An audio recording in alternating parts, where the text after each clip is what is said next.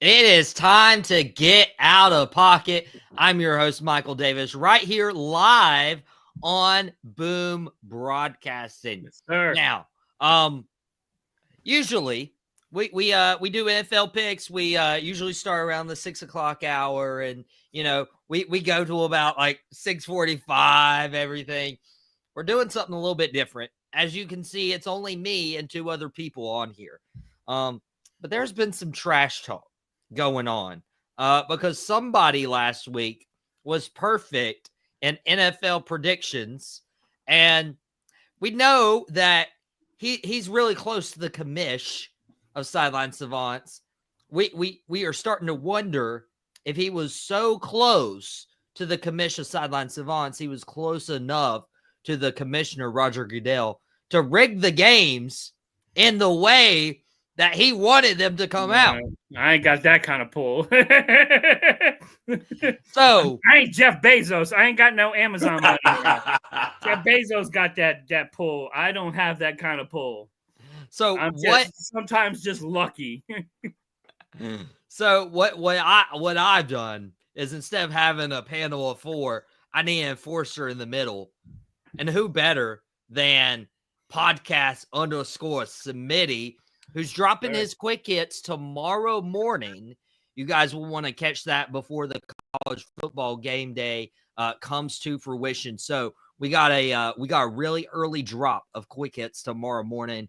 And we got a huge slate. Wrestling of Destiny will probably be on. Man Behind the Mic coming back tomorrow. In addition, Dad has Starstruck, where he has an injury update on the Cowboys-Eagles game. And Dak won't be playing, so spoiler alert. But guys, we're going to do these NFL picks, and then I'm going to go watch my Duke Blue Devils play some basketball and hopefully beat Army. I mean, it's Army. So yeah, we can go to sleep. Guys, if you have been joining us in recent weeks about the NFL picks, we pick 7 games and we go around and we decide who's going to win. And then whoever wins gets to come back and defend their crown. Now, we actually have 6 games on the slate, and then we debuted a new segment a couple weeks ago where we have a wild card selection. And so we get to highlight one of the games in addition to the 6 we will be talking about. But there's hopefully no room for ties in this 3-way right here on Out of Pocket. But we got to talk about this Germany game first. Shannon, you and I have talked about the Panthers before on other podcasts, entering the cat cave, if you will. Jason, you're a Giants fan. I'm sorry. So we are all suffering in that department of just covering or watching bad teams, either for a podcast or for the fun of it. But they are going to Germany. Welcome to the club, man. I know with your boys now, we can just put them. They're just done. You got to come now. You're with us now. Welcome to the bottom of the barrel, brother. Mm-hmm. It's good stuff. Yeah, have your seat. Have your seat. Yep, you got a seat at the table, man. Did you guys see? Did you guys see the? My dad almost ripped up my birth certificate. No. Wow. Oh man. Yeah. Well, you know what? I get why you did it. I get it. But then it happened, and that was even better. That was great. You better make copies. I know, right? I mean, yeah. He give him a couple to burn up. Don't give him the original. Make some copies for him. Make some copies for him. It's a pain to get them. Trust me, I've had to get them before. Man. You gotta love it, man. Football just killing families for years. I thought Dad and the boys would bring me and my dad closer. I mean, joke's on me, I guess. But Giants, Panthers in Germany, uniting the entire world with football. Before we get into the prediction of that, how significant is it for both of these teams to go and play a Germany game? Jason, I'll start with you on that one. Well, the NFL has, again, the answer to every question in the world is money. So the NFL has been trying to logistically organize a way to put a franchise in Europe. So ever since the European League left, the NFL has been dying. That's why they're doing more of these foreign games. You know, jet travel is easier, so don't be surprised in the next 5, so years to see a London team or a German team in the NFL. So again, these games are great for the brand.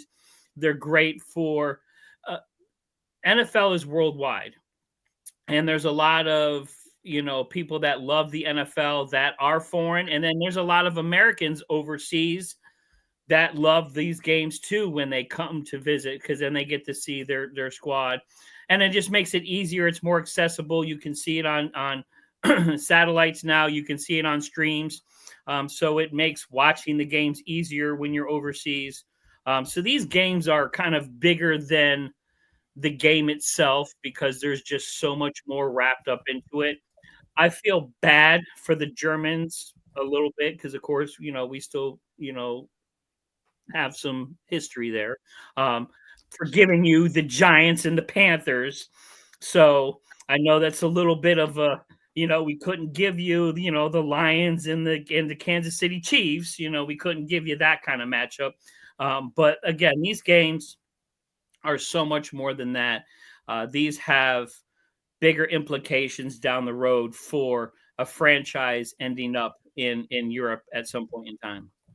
Yeah. Shan, what are your thoughts on these two teams going to Germany, of all places and of all teams this week?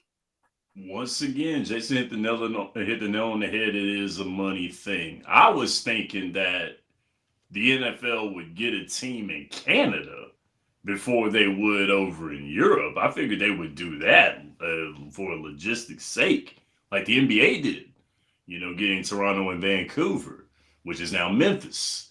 But I figured they were going to do something like that, but I mean, surprisingly, the Bills got better. And so they didn't send the Bills to Canada, and they might send Cleveland to Canada. Who knows? They just might do that. I don't know. But they don't want them. You're probably right.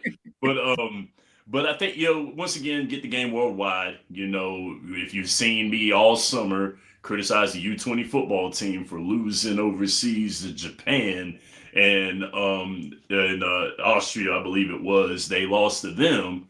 So football is being expanded into a worldwide game, which is what Roger Goodell wants, and it's very, very good for the pockets. It's good business, and it is going to happen. I mean, give it some time. It will happen, but I figured it would be Canada, but I guess since Canada's got the CFL, maybe so. Who knows? I still think that the NFL should go with the UFL and at least try to get like a minor league thing going on there, like a farm league or something, to get young players. They talk about, like we talked about it on Tuesday, how the quarterback position is not being fostered in the NCAA in college football.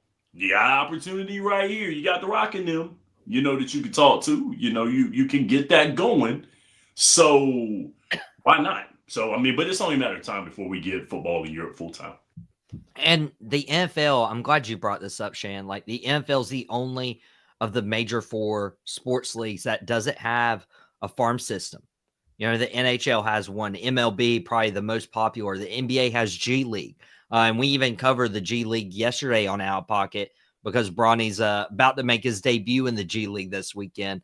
About time, by the way. And it's about time for these picks. We are starting with our international game. We are starting with the Giants and the Panthers. And so, Jason, your team's playing.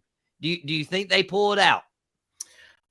Well, you know what? I've been to Germany. I've been to Berlin, Meissen. It is beautiful over there. The food, the beer. Danny Dimes is going to get some of that nice German sausage in him. He's going to be pumped up for this game. So give me the Giants beating the Panthers. Exciting to see if Brooks gets to play a little bit because I know he's got Everybody's been kind of waiting to see what this kid's got. But the Panthers, Giants defense, even though they're not playing, the Giants team as a whole is not playing very well. The Giants defense is still playing well. So give me the Giants defense beating up on the Panthers. So give me my G-men. I think we go to Germany and pull out a victory. Jason's keeping the colors true, close to his chest, picking his own team. Shannon, what do you have for this one? Sadly, my ties to Germany are not as cool as Jason's because I dated a girl that was Swiss German and got goulash for the first time. And it actually does not sound as bad as it sounds. It was really good. I liked it. Really cool family. Appreciate them. It was a good time. In my 20s, I enjoyed that. But I wavered with this game here because both of these squads, of course, we all know they've not had a lot of success this year. The Giants have had more success than the Panthers. Yes, they have. And the Panthers pulled out a key win against the Saints, which is another team that's tanking. But the more I think about it, the more I think that Carolina may have a better chance than what a lot of people think. I think that they impressed me a little bit last week. The Giants, in a way, have impressed me as well, too. I think Malik Neighbors is still wavering with the injury a little bit. And I think Danny Dimes is still wavering at quarterback. But yes, the Giants defense has come to play on certain times. But give me the Panthers. And it's going to be super ugly. This is going to be an ugly game. I say the Panthers win by 3. I will say, you guys are picking two different teams. Jason's picking his favorite team. Shannon's picking the team he covers. You guys are both right.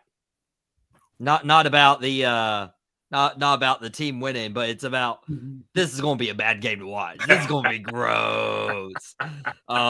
Neither of these teams are playing super great, but they couldn't flex it because it was an international game. It was in the morning. By the way, breaking news. Just dropped. Dak Prescott is on IR. They have officially put Dak Prescott on injury reserve, and he will miss at least 4 weeks, if not the entire season. Buddy, when it rains, it pours today. I kid you. Again, welcome to the bottom of the barrel, man. But I want to know what the over-under on Sexy Dexy sacks on Young this weekend is going to be. So, but I still need to hear Michael Davis's pick. So he's still got a pick. I am glad. So there's aspects to both of these teams that, give you a glimmer of hope. But Jason said why I'm picking the Giants. And it's the interior offensive line for Carolina isn't super solid. So I think they are going to get pressure on the Carolina Panthers. And if I'm not mistaken, there is a former Carolina Panther who is on the New York Giants now, and he is going to be vengeful when it comes to playing his former team. So unfortunately, I got the Giants as well. But I am going to pick an NFC South team to win because we got a head-to-head matchup in the Atlanta Falcons traveling to the New Orleans Saints. Now, this is interesting because of the developments with the Saints. They trade away Marshawn Lattimore. They fire their head coach, Dennis Allen. This is a different Saints team than we saw at the beginning of the year when the team was starting off 2-0, beating the Panthers, beating up on the Cowboys. And Atlanta playing pretty well. They came off that win last week against the Cowboys. But these division games are always toss-ups. Shannon, who do you think wins this division battle? I do not have any faith in the Saints. I don't. I think that they're having trouble. They don't trust their quarterback. Chris Olave getting a second concussion because they were saying that Derek Carr hung him out to dry on that pass. I looked at the pass. I believe it. Alvin Kamara has been kind of slow in developing in the offense. Series been slow developing. Just this offense is out of whack. The defense let go of a key contributor. When Kirk Cousins plays, he plays. I mean, I talked about that on Tuesday with you guys. He's either really, really good or really, really bad. And give me really, really good Kirk Cousins in this game. Atlanta, give it to him. He's got Atlanta. Jason, do you agree on that take? Yeah, give me Atlanta. I'm more excited to see the paper bag extravaganza because I think the Saints are going to bring the old school embarrassed paper bags back. I want to see between them and the Browns, I want to see a little paper bag war going on here. I want to see who has the more decorative, brown paper bag between the Saints and the Cleveland Browns. But no, Atlanta's going to trounce them. Noah Olave, Derek Carr getting blasted in the media right now and by former players, which is not a good look for that team. It is disappointing because, after the hurricane, Drew Brees just rallied that city and brought everybody together. That dome was always rocking, and now they're back to the Aints. So it's hard to watch for that reason. But Falcons, they have too much. And London is looking like he's playing. I know he's got that little hip thing going on, but looks like he's going to be playing too. So they got no chance. I mean, I would love to look at this and be like, hey, these teams usually split, the season series. The Falcons won earlier this year just by 2 points, 26-24. But when they played in the first month, it was two completely different squads playing. Again, Olave out, like Jason mentioned. Marshawn Lattimore gets traded. You would think like the head coach potentially could jolt the Saints to something, but I feel like the odds are just too insurmountable. And I will say this. I did predict the Atlanta Falcons would be NFC South favorites last year, and they showed up a year late. But they're going to show up on time this Sunday and beat the Saints. That's a clean sweep on this panel. Honestly, let's be real. Let's just go ahead and clear the rest of the NFC South because Shannon, your team is also playing an NFC South team. The San Francisco 49ers traveling across the country to play the Tampa Bay Buccaneers. Shannon, how do you feel about your team going into this matchup? And do you think a returning Christian McCaffrey can help the 49ers to victory? I think he will. They're not going to get CMC all the way into it. They're not going to give him a big load. They're still going to split him and let him get acclimated. He was getting acclimated back in practice. I've been watching a little bit of what's been going on with the guys. He's getting acclimated back in there. But we got to remember, guys, San Francisco has been in this spot before. They had injury after injury. They rallied to go to the playoffs at one point in time. It has happened to my guys. If there is a squad that knows how to rebound from an injury, it is my guys. Tampa Bay's playing on a short week after playing an extra quarter of football with the Kansas City Chiefs, which is very, very tough to do. Unfortunately, they didn't make it. They forced the overtime, which was great because Tampa Bay's a squad. They're a very, very good squad. However, I do think my 49ers find a way to do it, but it will not be easy. It will be a tough game. Give me my guys with 6 points. Podcast me taking them by 6. Jason, do you think Shannon's going to be happy? He picked against your favorite team. You could give him a taste of his own medicine right now. That's okay. It's all love. Give me the 49ers. CMC coming back is going to give him some energy. I believe he is going to be on a pitch count. I think he's going to split some carries with IG, that young kid there. This is like a mash game. Again, you have two teams that literally are limping into this game who have injuries on both sides of the ball. This is just kind of going to be one of those games. I think whoever is left standing is going to win, but I think it's going to be the 49ers. I just think they're better coached. I think they have a few more playmakers on that team. Baker is balling. I'll give it to him. Baker has played phenomenal this year. Even hanging with the Chiefs the way that team did, I think is phenomenal. But I think that game did take a lot out of that team not winning. I think that was just, they hung in there. They had a chance to beat them. Go for two. What are you doing? Go for two. That's all you got. Forget reading the book and okay, let's look at whatever the card tells us to do. Dude, beat the damn Chiefs. That would have helped you. Because again, with Atlanta it should win against the Saints. I don't think they're going. It's the NFL. Crazy stuff has happened. So I think with the Bucs losing and essentially the Falcons winning, I think it's now going to be the Falcons division to kind of give it up. But yeah, give me the 49ers. CMC's return. They're going to be playing a lot of Run DMC down there, and that state, they're going to be hopping even in Tampa. So I think down in Tampa, you're going to see a lot of 49ers fans. In their defense, yeah, they didn't go for two, and they played overtime, and they lost the coin toss, and Baker never had another opportunity. That is true.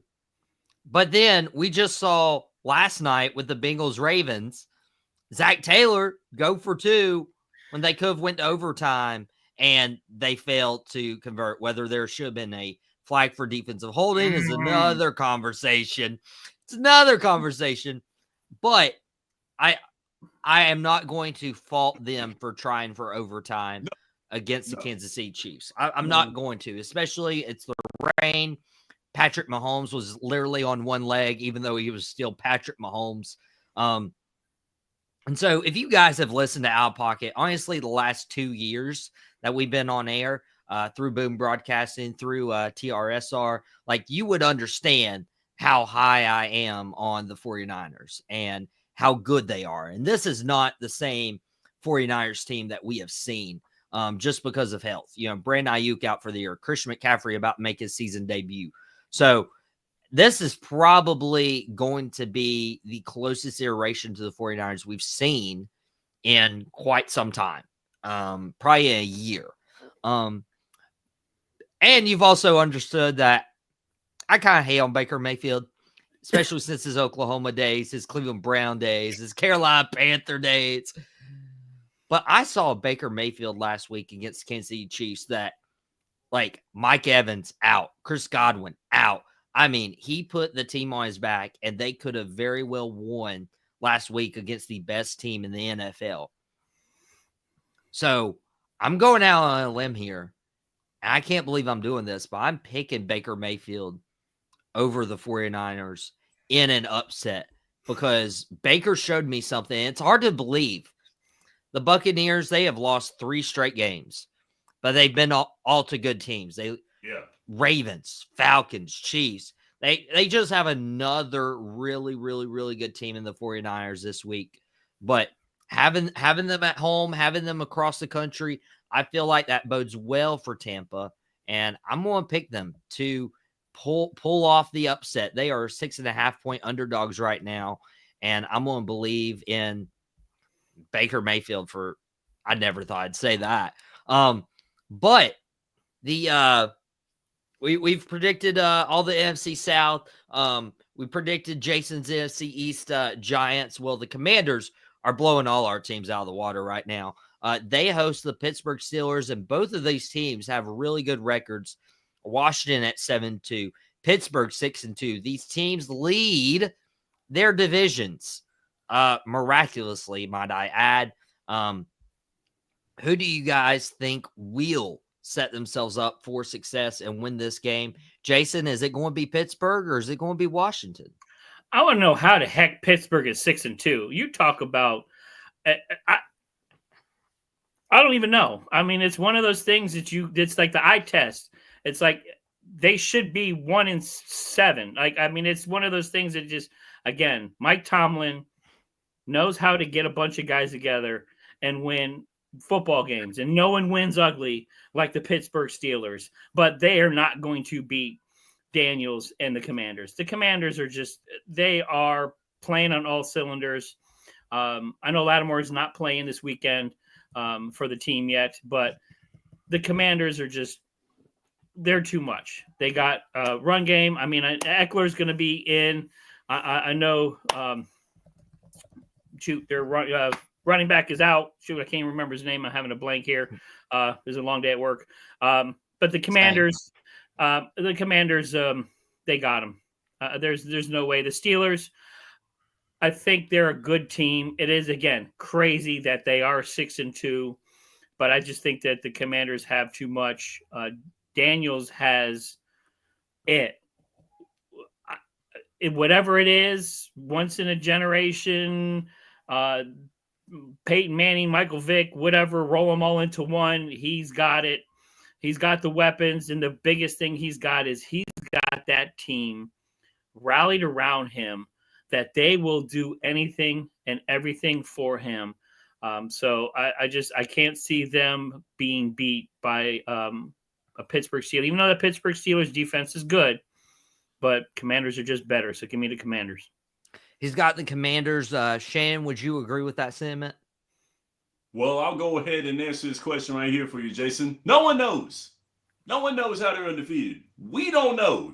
If they don't know, you don't know, I don't know. I don't think their fans know how they are the leader in the AFC North, especially over the Ravens and the Bengals. Really? Yep. Yes. But I will say this. If there is a man out there who can coach football, who knows football, it is Mike Tomlin. That man can coach. He's got those squads invested. It doesn't matter who you give that man. You can give a 4-year-old, you can give that little giant squad on that movie to Mike Tomlin, and they'll be undefeated. Because that's how he is. They'll be undefeated. But I like Jaden Daniels. And might I say, the nuance of college football, LSU and Alabama are playing on Saturday at Death Valley. And if you go back a year, Jaden Daniels got the Heisman Trophy basically off of that game last year because of how he played against Alabama and beat that squad last year. Jaden Daniels is the man. That's when I was like, that dude's first overall. I felt like he'd go first overall. I thought he was the best quarterback in the country. They got the Heisman Trophy right that year. That man can ball. Over Caleb? However, Pittsburgh has a defense that will make that man run for his life. Give me Pittsburgh. Super ugly game. Give me Pittsburgh. Give me Pittsburgh by a small margin. They're going to fight. They're going to give Jaden Daniels a run for his money. He ain't going to have no superhuman game. He's going to play. And he's going to be fine. He's going to be fine. He's going to be good. However, TJ Watt in that backfield eating, that defense is going to eat. And it's going to be a tough game. Washington's going to be in for a tough game. Give me Pittsburgh. Well, Shan, quote unquote Facebook user says give me Pittsburgh as well. Now, we've done some research. We've done some Facebook stalking, and that Facebook user, even though StreamYard is giving us technical difficulties, thanks a lot. Appreciate that. Thanks for writing my bill up, by the way, StreamYard. This Facebook user is our host of Dugout Debrief, Chris DeLuca, the Duke. So that's probably why he's picking Pittsburgh. Shout out to Chris, and shout out to our research team getting the info into who Facebook user was. StreamYard fixed that because if I'm paying a lot more money now we need to make sure we get Chris DeLuca, his name up here when we have these comments live. That's why we do these live streams. Now, this is amazing that Mike Tomlin just finds a way to get into the playoffs, and he might have had it figured out this year, especially with the quarterback, uncertainty. But let me tell you who they have played, okay? Who they have won against. The Atlanta Falcons. Good win. Week 1. The Denver Broncos. Okay. LA Chargers. Okay. The Las Vegas Raiders. The New York Jets. All right. And the New York Giants. I mean, I digress. This is the first real test Pittsburgh's had. I mean, they haven't even played Baltimore yet. And they'll play the Baltimore Ravens after this Washington Commanders game. I mean, they have lucked out with easy games against the Browns, the Bengals. But this second half really will show us that I believe Pittsburgh are pretenders because you got the Baltimore Ravens twice. You got the Chiefs. You got the Eagles. You got the Commanders this week.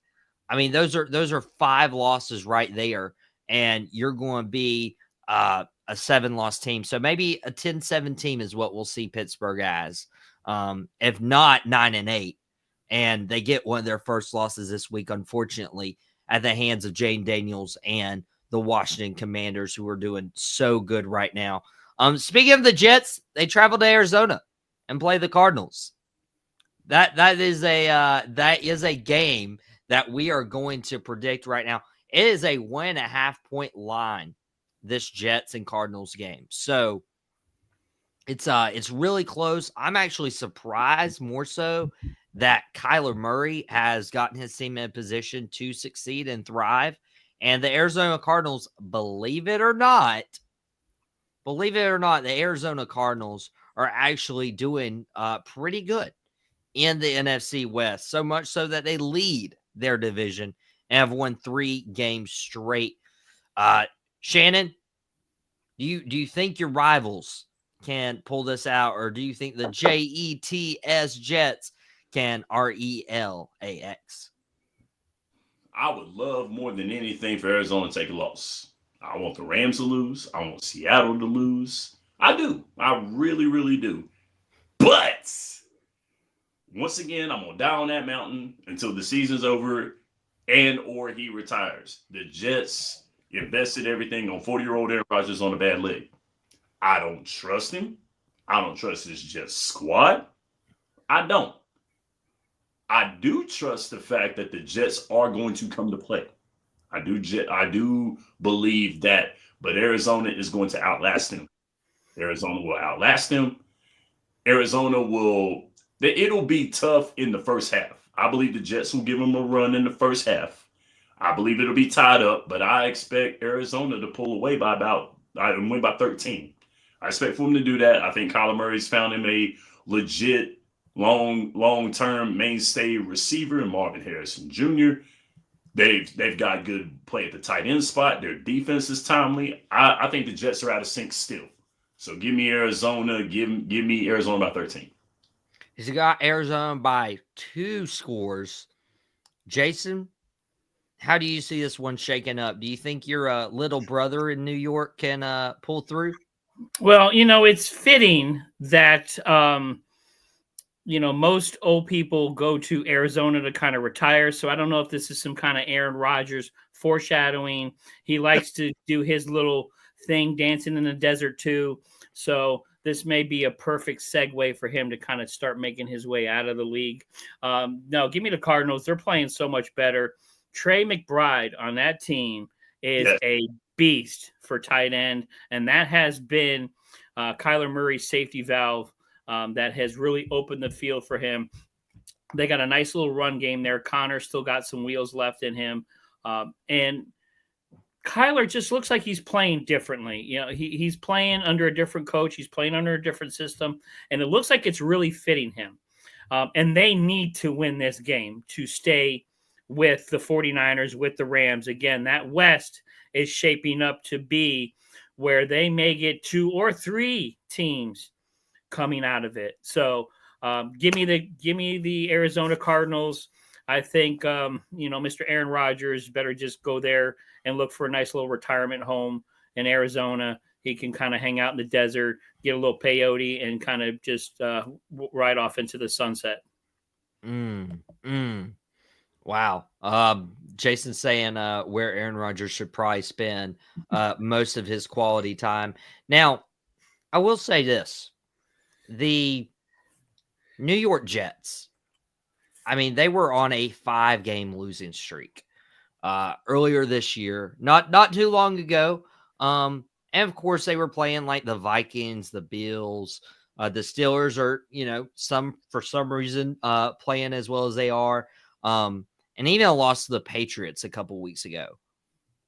But then we saw them against a really good team in the Houston Texans and just show up and show out and actually shock the Texans and shock the world in the process. That was a Thursday night game. It is a Thursday night game. It is a Thursday night game.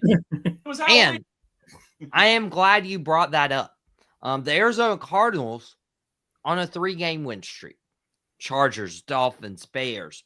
Everybody's like, whoa, where did Arizona come from? And, you're looking at, James Conner, and you look at, Trey McBride, and, Marvin Harrison, he struggled early on, but he seems to be keeping it up a little bit.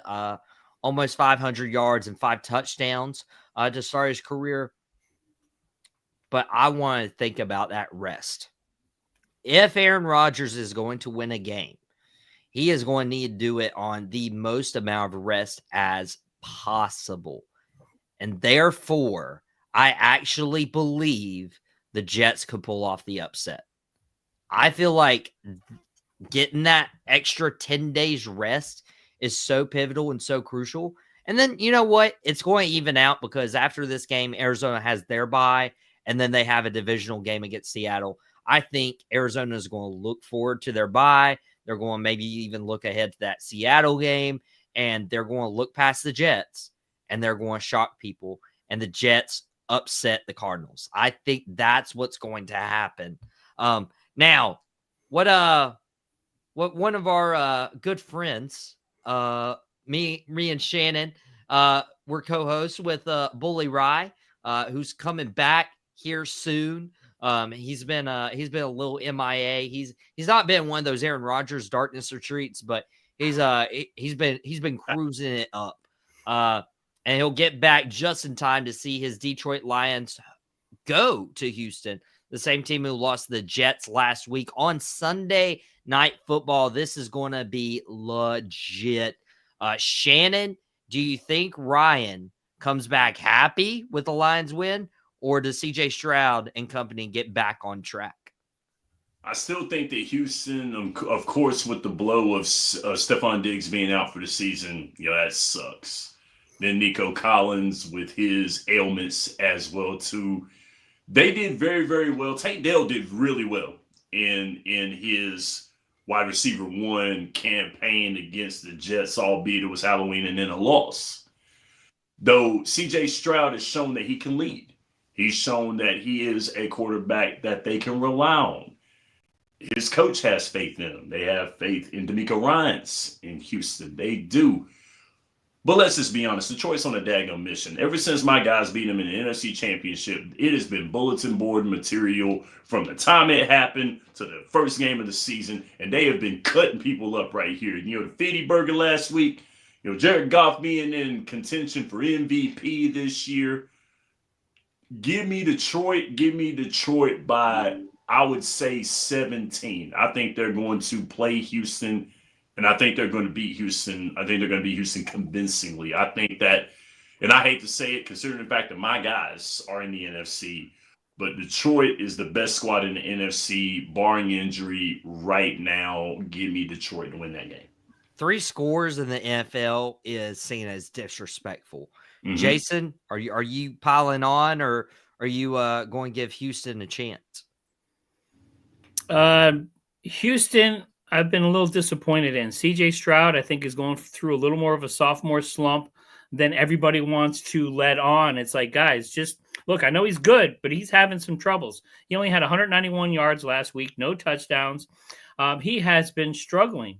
That offensive line has been struggling because they have no really good run game going on right now. That defense in Houston has been terrible. So the Lions are killing people, and they are loving it. That team, again, Dan Campbell's got those guys on all cylinders, not sleeping on any team. I don't care who they're playing. They are up for that game. There is no looking to the next game. They are on a mission right now. And the Texans are going to get into the way. And they are going to destroy the Texans.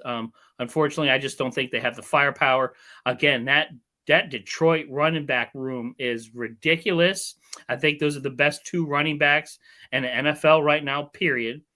I love me some Saquon. He's amazing, with jumping backwards and stuff, but he doesn't have a secondary guy.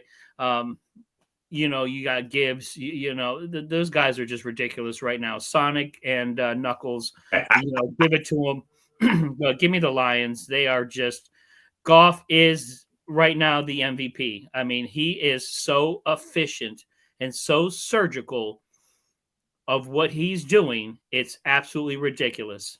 So give me the Lions. There's no doubt about it. Unfortunately, I think the Houston is having a little bit of a letdown this year. Now, I just acquired CJ Stroud in my fantasy football league, so I'm hoping he balls out. But when it comes to these NFL picks, I'll just leave it at Houston. You have a huge problem, and that's the Detroit Lions.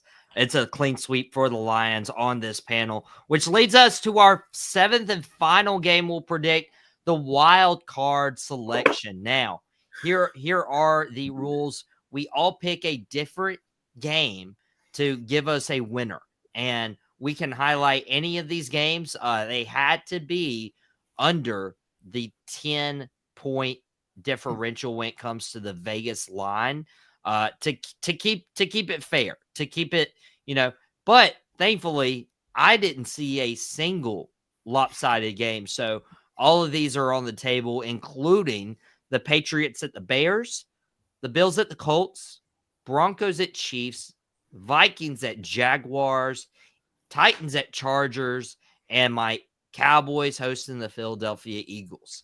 So I will get not a 10-point spread. No, never mind. I'm sorry. It should be.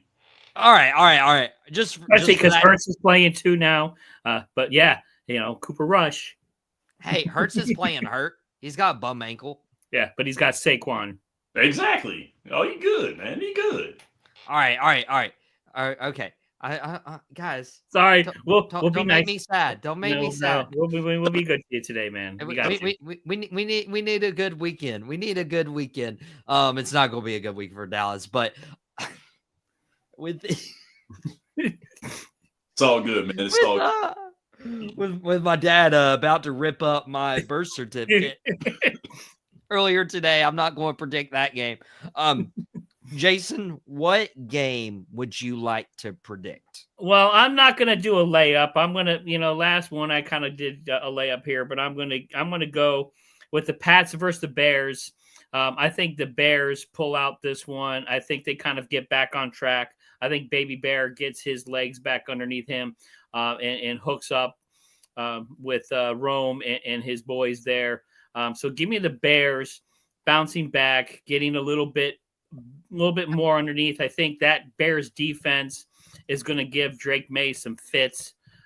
So Patriots, they got a decent future to look ahead of them, but I think the Bears are going to be a little too much for them to handle this weekend. So Bears over the Patriots. That's my wild card pick. He's got the Bears over the Pats. Shannon, what is your game to predict and who you got it? After that game right there, man, I'd rather predict the college games that are coming on Saturday because the rest of these games garbage. So I'm hurt that I got to pick a squad. But if I got to pick one, it'll be Kansas City and Denver. Now, the reason why I picked this right here is because Kansas City going to stay undefeated. They're going to give Denver everything that they got, considering the fact that Denver did that stuff to Russ, and they wrong for that. So that's the reason why I got Kansas City winning this. And also, with that being said, Bo Nix is playing his tail off. Now, he's been playing good. I mean, he's had some glimmers out there. Sean Payton can coach a football team, but he's got a superior coach. He's got a superior coach going up against him. Andy Reid knows how to win. This Kansas City squad is a squad that wins ugly, and they don't care. So I kind of like that, to be honest with you. They're not trying to fill up a box score, a stat sheet, or none of the above. And plus also, too, I think we get to see D-Hop in this game right here. So I want to see what Kansas City has got with the addition of D-Hop, with their receiver core that is still injury prone, but yet and still Travis Kelce is found his legs. Patrick Mahomes still does Mahomes-like stuff. And to Wayne, the Model Thomas, I say this on my show when you see it in the morning. The Ravens are playing incredible football right now. They are. And honestly, I hope the Ravens win the AFC. But until then, And my 49ers know this. To be the man, whoo, you got to beat the man. Kansas City wins by 21. 21. Kill him. Shannon's throwing out all the disrespect today. Please kill him. Sean Payton, I don't like that dude. Kill him. Please kill him. Man, Shannon's throwing out all the disrespect, all the shade. These were a couple games to be difficult and figure out which one I was going to go with. But we've given Mike Tomlin his props for what he's done with Pittsburgh. No matter the roster, we need to give Jim Harbaugh credit where it's due. I mean, the dude had it in San Francisco. He went to Michigan and had it. He's come to the Chargers. That's always underperformed. And the team is 5-3 with a quarterback that I'm not necessarily fond of in Justin Herbert, who literally lost all his weapons. I mean, they literally are relying on J.K. Dobbins and Gus Edwards, who are very injury prone. You got Ladd the McConkey. Impaler, man. Ladd McConkey. Ladd the Impaler has been playing out of his mind. But give it Ladd. But I will say a lot of that is probably Jim Harbaugh putting these guys in positions to succeed and thrive. And Justin Herbert, not injury prone or not turnover prone, 10 touchdowns, 1 pick. So I'm going to go Chargers over these Titans, but I still expect Tony Pollard to have a big game. But guys, those are our picks for this week for Out of Pocket. I will get these guys going. Jason dropped 3 from deep earlier this week, talking Giannis and that trade drama, Paulo Banchero's injury. Banchero getting hurt, man, it stinks. All my guys, Duke or Dallas, they all getting hurt. And then Shannon dropped quick hits on Tuesday, but he drops his second episode of the week tomorrow morning. And you know what? Here's what we're going to do. For the first time, we're going to drop an episode, and we're going to start our Saturday at 6 a.m. We are going to drop an episode at 6 a.m., and we're going to have it, starting hot and fast with quick hits.